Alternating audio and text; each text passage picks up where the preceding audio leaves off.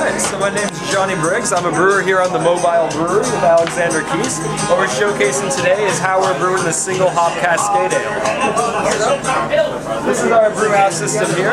It's a 1 hectoliter brewery, which pretty much makes 100 liters of beer. The process all the way through, we're going to be soaking malt in the tank. The first step in the brewing process is 4 ingredients. We have malt, hops, and there's also water and yeast. So what we'll do, we'll mill up the malt and get it to a fine powder, something sort of like this. And what we're going to do with that is soak it in hot water. And what that does, when we soak it in the water, it converts all the starch that's inside those grains and makes it into sugar. So at the end of the process, an hour in here, we'll have a sugary mass. And we're going to move it over into the lauter tun, which is this vessel here, to sort of separate the physical from the liquid. And what that does, inside there's a stainless steel bed, there's plates, and the malt can't go through, but the liquid does.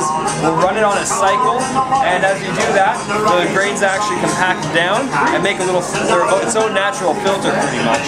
So after an hour, after about 10-15 minutes of doing that, we'll go from having a cloudy liquid to a clear liquid. And it's really important we do that because we want a clear liquid going further in the process. So the kettle vessel here is where we'll put on the fire, we'll heat it up, get it to a boil, and we'll keep it in there for about an hour. And in that process, we're going to add the hops. So add some hops early on, it'll add bitterness to the beer. It's sort of like when you're making tea. If you steep it for a couple minutes, you have a lot of light flavor. But if you actually forget about it, leave the tea bag in there for a half hour, you have a really dry, bitter product in the end. So put the hops in there early on, add the bitterness to the beer, just a light, refreshing bitterness. And then we add a lot more hops later on in the process to sort of give flavor and aroma. This last vessel here is the whirlpool, and all it is pretty much like a giant cyclone.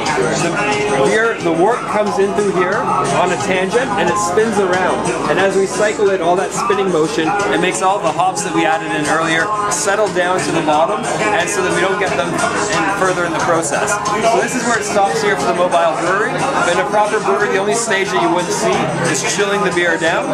You'll do that usually through a heat exchanger, so you have hot wort going one way, cold water going the other way against it, and the two pretty much exchange temperatures. So we get to heat up our water and use it later on for cleaning this whole system down. And the cold down wort goes further in the process. We just put it into a fermentation tank.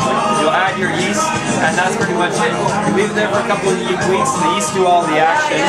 They'll ferment the beer. They'll eat up all the sugars, and they'll give you the alcohol, which sort of makes beer what it is. And yeah, after that, you'll just filter the product and then send it on through the packaging. Thank you very kindly.